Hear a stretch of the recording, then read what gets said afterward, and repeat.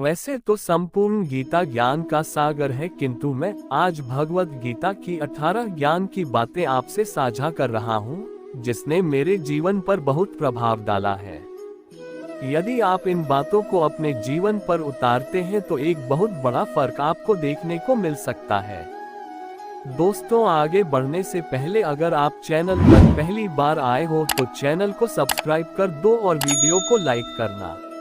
भगवत गीता आपको ज्ञानवर्धक अनुभव प्रदान करता है तथा यह आपके भीतर एक परिवर्तनकारी बदलाव लाता है, जो जीवन के उद्देश्य और आंतरिक शांति को प्राप्त करने में मददगार बनता है।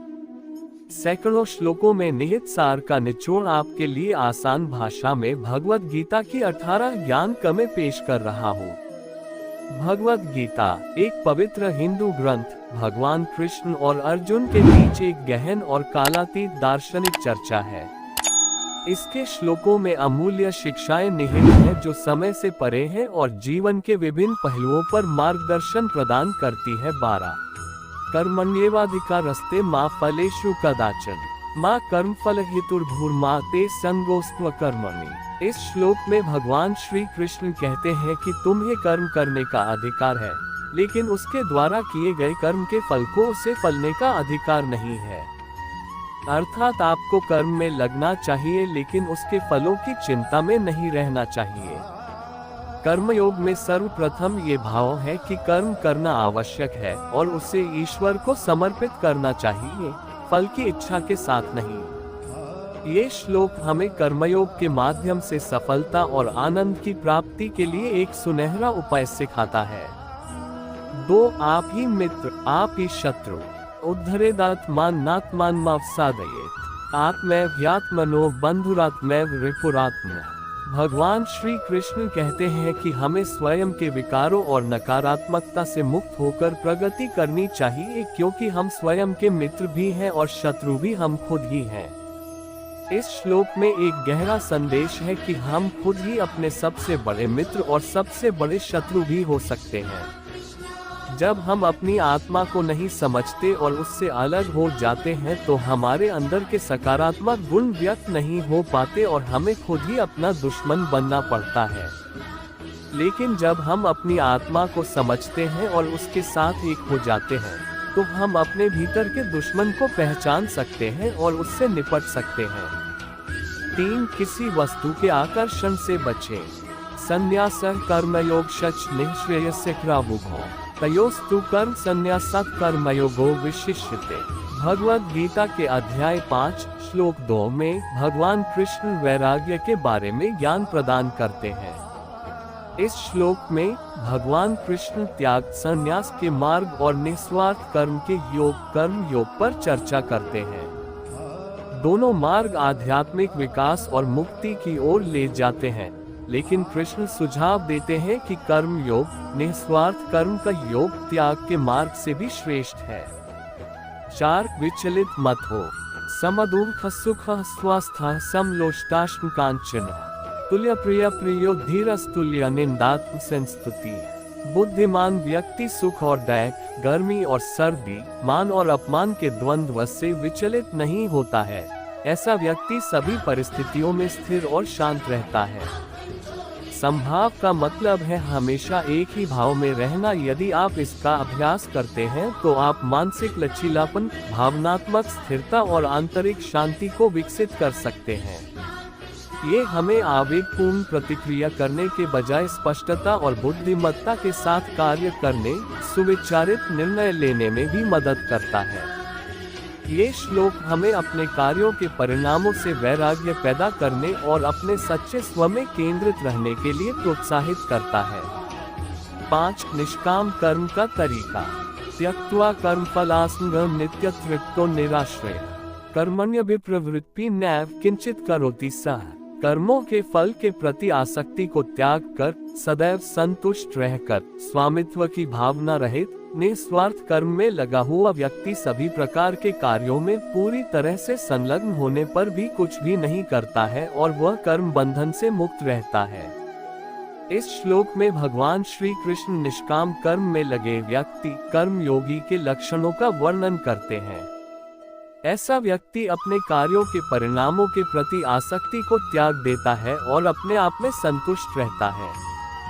उनमें अपने कार्यों के परिणामों पर स्वामित्व की कोई भावना नहीं होती है और परिणाम स्वरूप वे बिना किसी स्वार्थी इच्छाओं या अपेक्षाओं के अपने कर्तव्यों का पालन करते हैं। 6 मन को वश में करने का तरीका। असंशयम महाबाहो मनो दुर्निग्रह चलन अभ्यासेन तु कौन्तेय वैराग्येन च गृह्यते। भगवद गीता के अध्याय 6 श्लोक 35 में भगवान कृष्ण मन को वश में करने के बारे में ज्ञान प्रदान करते हैं। निस्संदेह हे महाबाहु अर्जुन, मन चंचल है और उसे नियंत्रित करना कठिन है, लेकिन नियमित अभ्यास और अनासक्ति वैराग्य के माध्यम से इसे नियंत्रित किया जा सकता है। इस श्लोक में भगवान कृष्ण मन को नियंत्रित करने की चुनौतियों को स्वीकार करते हैं। वह अर्जुन को महाबाहो या शक्तिशाली बाहु के रूप में संबोधित करते हैं, इस बात पर जोर देते हुए कि अर्जुन जैसे मजबूत व्यक्ति के लिए भी मन को नियंत्रित करना चुनौतीपूर्ण हो सकता है। मन की तुलना एक बेचैन बंदर से की जाती है जो लगातार एक विचार से दूसरे विचार पर कूदता रहता है, जिससे उसे वश में करना मुश्किल हो जाता है। हालांकि भगवान श्री कृष्ण मन को वश में करने के लिए समाधान प्रदान करते हैं। वह अभ्यास और अनासक्ति वैराग्य का मार्ग सुझाते हैं। यहाँ पर अभ्यास का मतलब मेडिटेशन से है। नियमित अभ्यास से मन को अधिक एकाग्र और शांत होने के लिए प्रशिक्षित किया जा सकता है। 7 त्याग ही सर्वोच्च शांति का रास्ता है। श्रेयो ही ज्ञानमभ्यासाज ज्ञानात् ध्यान विशिष्यते ध्यानात् कर्म फल त्यागस्त्यागात् शांतिर्निरन्तरम्। बिना मर्म को जाने किए गए अभ्यास से ज्ञान श्रेष्ठ होता है, ज्ञान से बेहतर ध्यान होता है और ध्यान से श्रेष्ठ कर्मों के फलों का त्याग होता है, क्योंकि त्याग ही आपको परम शांति की ओर ले जाता है। भगवान श्री कृष्ण जी ने निष्कर्ष निकाला कि पूर्ण वैराग्य या त्याग सर्वोच्च शांति की ओर ले जाता है, जिसका अर्थ है सर्वोच्च प्राप्ति, आंतरिक शांति और परमात्मा के साथ एकता की स्थिति। ये श्लोक आध्यात्मिक ज्ञान और परम शांति प्राप्त करने में ज्ञान, अभ्यास, ध्यान और वैराग्य के महत्व पर जोर देते हुए क्रमिक आध्यात्मिक विकास के मार्ग पर प्रकाश डालता है। 8 कर्ता भाव रहित यस्य नाहंकृतो भावो बुद्धिर्यस्य न लिप्यते हत्वापि स इमान् लोकान् हन्ति न निबध्यते। भगवद गीता के अध्याय 18 श्लोक 17 में भगवान श्री कृष्ण पाप से मुक्ति का रास्ता बताते हैं। जो अहंकार से प्रेरित नहीं है, मतलब जिसके अंदर कर्ता का भाव नहीं है, जिसकी बुद्धि सांसारिक पदार्थों से दूषित नहीं है, वह सभी प्रकार के कार्यों में लगा हुआ भी पाप के बंधन से मुक्त रहता है। 9 स्थिर बुद्धि के लक्षण। यह सर्वत्रान्विस्नेहस्तत्प्राप्य शुभाशुभम् नाभिनन्दति न द्वेष्टि तस्य प्रज्ञा प्रतिष्ठिता। जो सर्वत्र आसक्ति से रहित है, जो शुभ में प्रसन्न नहीं होता और अशुभ में शोक नहीं करता, उसकी बुद्धि स्थिर है। 10 शोक करना व्यर्थ है। अशोच्यानन् वशोचस्त्व प्रज्ञादांश्च भाष्यसे गतासुनक्तासूंश्च नानुशोचन्ति पंडिता। भगवद गीता की 18 ज्ञान की बातें जो हमें मार्गदर्शन प्रदान करती है, उसके दूसरे अध्याय के श्लोक 11 में भगवान श्री कृष्ण शोक को व्यर्थ बताते हुए व्यंग करते हैं। भगवान ने कहा, तुम उन लोगों के लिए शोक करते हो जो शोक करने के योग्य नहीं है और फिर भी ज्ञान की बातें कहते हैं। बुद्धिमान व्यक्ति न तो जीवित लोगों के लिए शोक करते हैं और न ही मृतकों के लिए। कृष्ण यह इंगित करके प्रारंभ करते हैं कि अर्जुन का दैख गलत है। वह उन लोगों के लिए दैख मना रहा है जो उसके दैख के पात्र नहीं हैं। भगवद गीता के इस श्लोक का दूसरा भाग इस विचार पर जोर देता है कि बुद्धिमान पंडित जिन्होंने आध्यात्मिक अंतर्दृष्टि और समझ प्राप्त कर ली है, जीवित या मृत के लिए शोक नहीं करते हैं।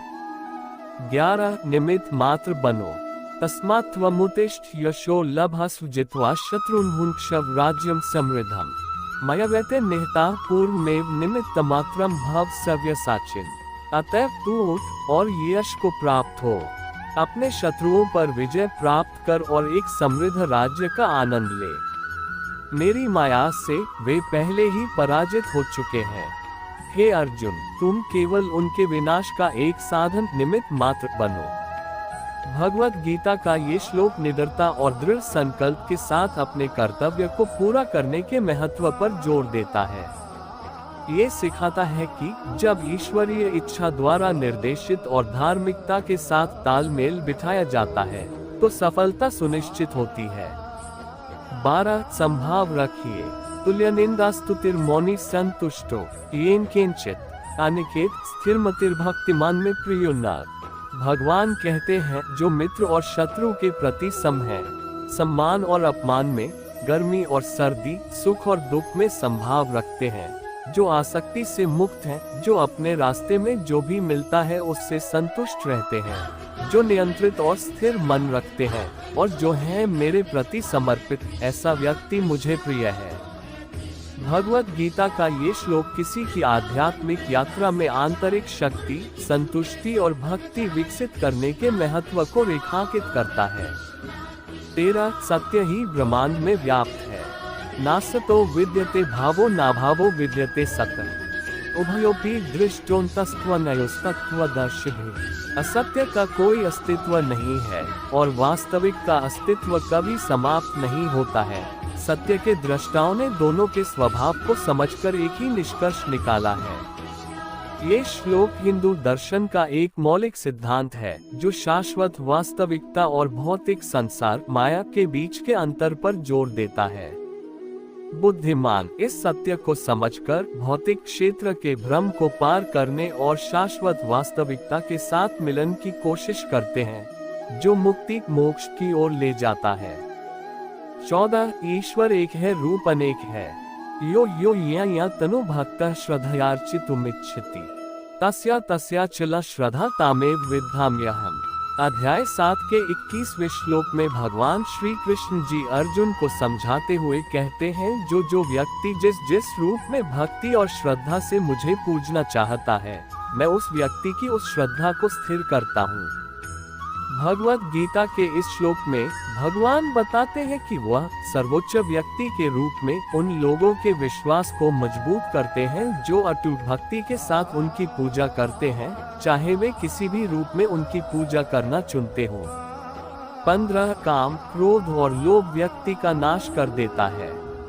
त्रिविध नरकस्येदं द्वारा नाशन मात्मनः कामः क्रोधस्तथा लोभस्तस्मादेतत्त्रयं त्यजेत्। भगवत गीता के अध्याय 16 के 21वें श्लोक में भगवान श्री कृष्ण जी अर्जुन से कहते हैं, 3 द्वार आत्मा विनाशकारी नरक की ओर ले जाते हैं, काम, क्रोध और लालच। इसलिए व्यक्ति को इन तीनों को त्याग देना चाहिए।